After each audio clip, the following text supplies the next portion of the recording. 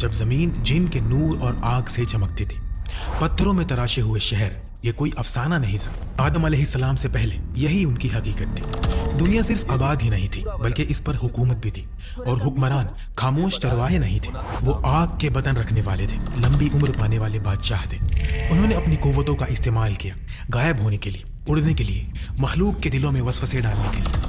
آج ان کے شہر غائب ہو چکے ہیں، لیکن ممکن ہے ان کے نشان اب بھی ان ملبے کے نیچے چھپے ہوئے ہوں جو انسان سمجھ نہیں پاتا۔ جن میں ایسے بادشاہ ابھرے جو اللہ کو سجدہ نہیں کرتے تھے، انہوں نے اپنے لیے عبادت کا مطالبہ کیا، انہوں نے بت کھڑے کیے، جادوئی الفاظ پڑھے، ڈر کے ذریعے لوگوں کو جھکایا۔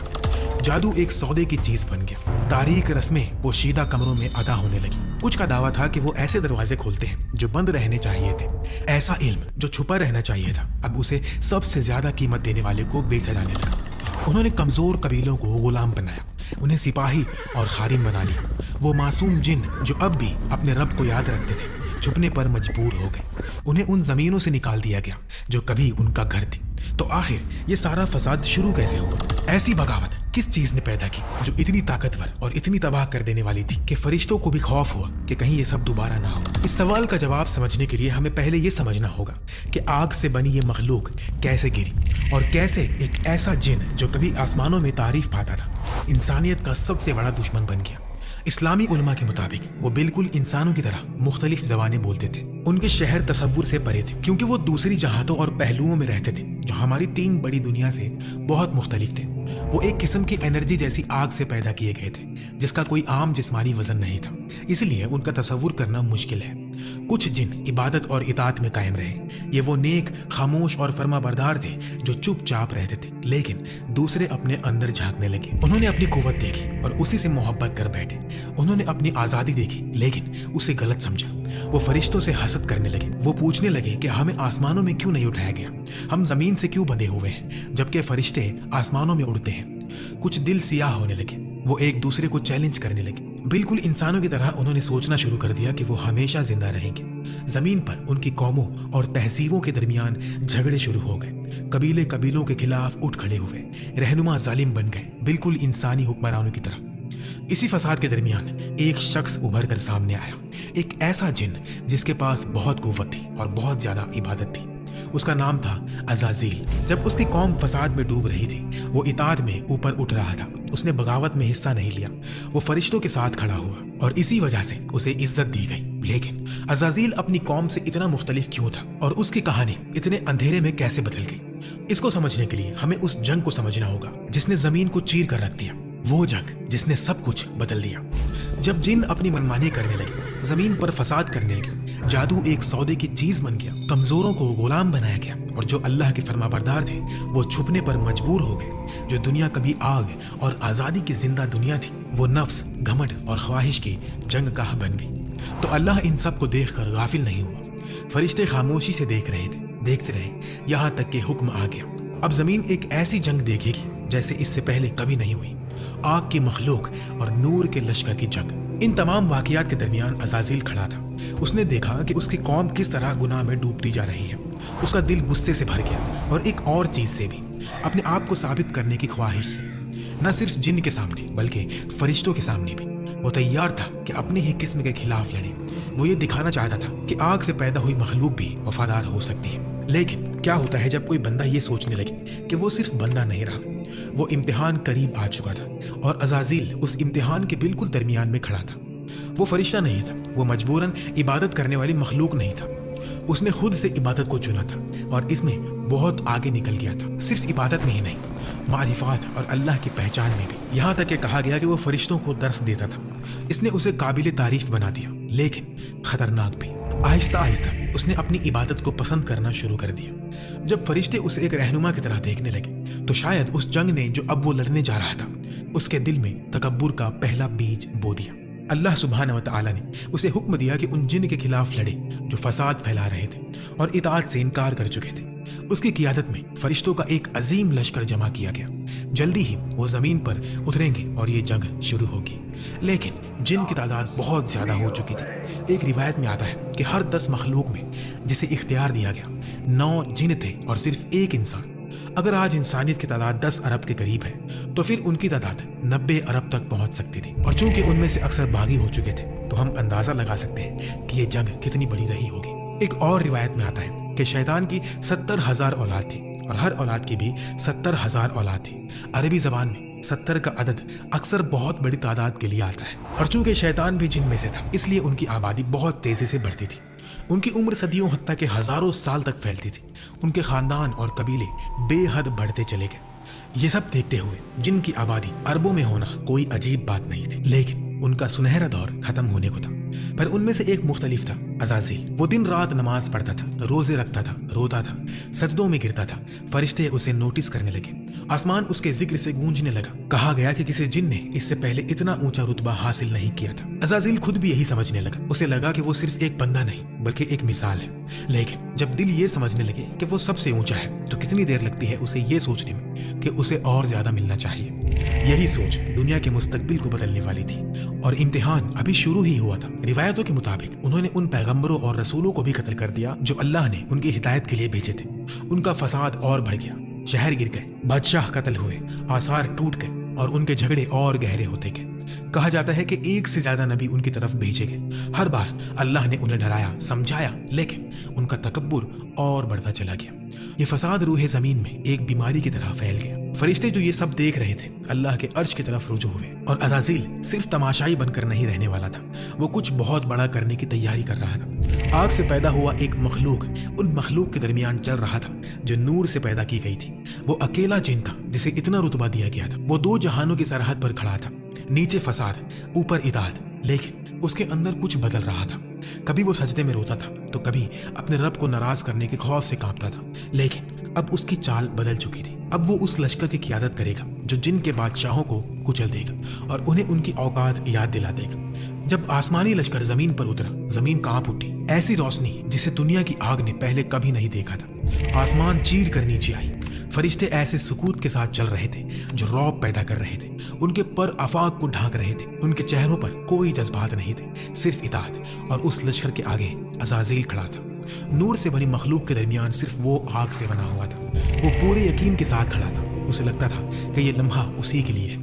اس نے سمجھا کہ اس کی عبادت نے اسے اپنی قوم سے اونچا کر دیا ہے اور شاید فرشتوں کے برابر لا کھڑا کیا ہے، لیکن فرشتے اپنی حد جانتے تھے اور عزازیل ابھی بھی سیکھ رہا تھا۔ جب فسادی جن نے اس لشکر کو دیکھا تو وہ خوف سے کانپ اٹھے۔ پھر بھی انہوں نے سمجھا کہ ان کا جادو انہیں بچا لے گا، ان کی راکھ سے بنی ہوئی سلطنتیں قائم رہیں گی، لیکن جب اللہ کا حکم آ جائے تو کوئی قوت اس کا مقابلہ نہیں کر سکتی۔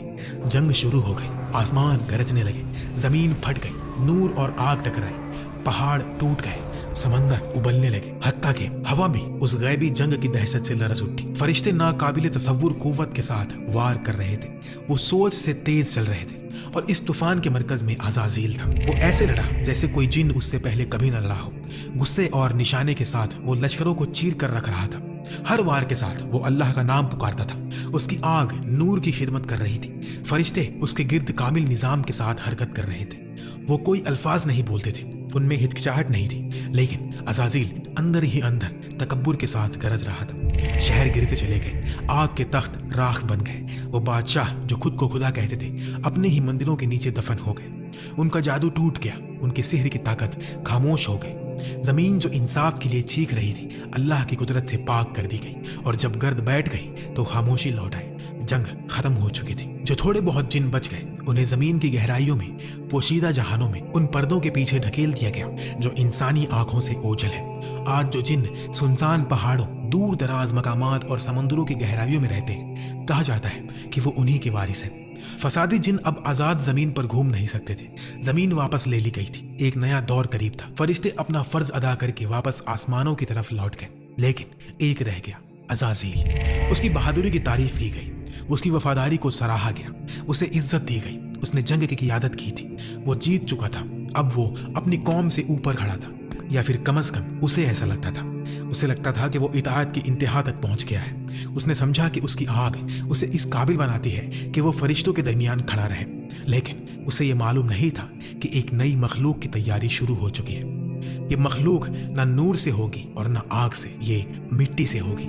اور اگرچہ عزازیل جنگ میں فتح پا چکا تھا، اس کا دل اس چیز کے لیے تیار نہیں تھا جو اب آنے والی تھی۔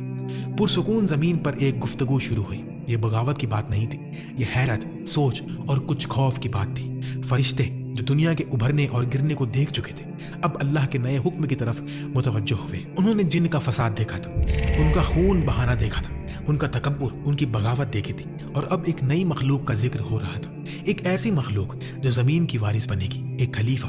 फरिश्ते ने पूछा, क्या तू इसमें ऐसी मखलूक को रखेगा जो फसाद फैलाएगी और खून बहाएगी, जबकि हम तेरी हम्द के साथ तस्बीह करते हैं और तेरी पाकी बयान करते हैं? ये तकब्बुर नहीं था, ये बगावत नहीं थी। फरिश्ते अल्लाह की हिकमत पर सवाल नहीं उठा रहे थे, वो सिर्फ वो कह रहे थे जो उन्होंने देखा था। जमीन पर फ्री विल वाली मखलूक पहले ही जंग और खून से भर चुकी थी। कुछ रिवायतों में आता है कि अज़ाज़ील भी उस सवाल के सिलसिले में था और फरिश्तों के दरमियान बात हो रही थी। उन्हें वो पोशीदा हिकमत मालूम नहीं थी जो अल्लाह जानता था। अल्लाह ने अपने मुअज़्ज़ज़ फरिश्तों को बताया कि जमीन से मिट्टी ली जाएगी और एक नई मखलूक बनाई जाएगी। फरिश्ते जमीन के मुख्तलिफ हिस्सों में गए। किसी ने सख्त पत्थर वाली मिट्टी ली, किसी ने नर्म वादियों की मिट्टी, किसी ने सियाह मिट्टी, किसी ने सुर्ख, किसी ने सफेद। इसी तरह इंसान की फितरतों और मिजाजों का तनावु उस मिट्टी में जमा कर दिया गया। उस मिट्टी को मिलाया गया, गूंदा गया और फिर उसे सूखी, खोखली, सख्त मिट्टी की सूरत दी गई। एक जिस्म बना दिया गया, लेकिन अभी उसमें रूह फूंकना बाकी था। वो जिस्म खामोश पड़ा था, बेजान। इसी लम्हे अज़ाज़ील वहां आया। वो जिन के खिलाफ अपनी अजीम फतह के बाद आया था और उसके अंदर उस जीत का घमंड बढ़ता जा रहा था। ये वो छुपा हुआ तकब्बुर था जिसका जिक्र मुफस्सिरीन करते हैं जब अल्लाह फरमाता है, मैं वो जानता हूं जो तुम नहीं जानते। जो तुम नहीं जानते। अज़ाज़ील उस नई सूरत के गिर्द घूमा। उसने उसका चेहरा देखा, उसके कानों को देखा, फिर वो इस मिट्टी के जिस्म के अंदर दाखिल हुआ। रूह तो अभी नहीं दी गई थी, लेकिन वो उसके अंदर की खाली जगहों में फिरने लगा, उसके रास्तों को समझने लगा। उसने सोचा, ये कमजोर मखलूक जो मिट्टी से बनी है, जिसमें सुराख है, भूख है, गुस्सा है, जल्दबाजी है, ये बहुत जल्द टूट जाएगी। एक दिन मैं इसी की कमजोरी से इसे गुमराह करूंगा।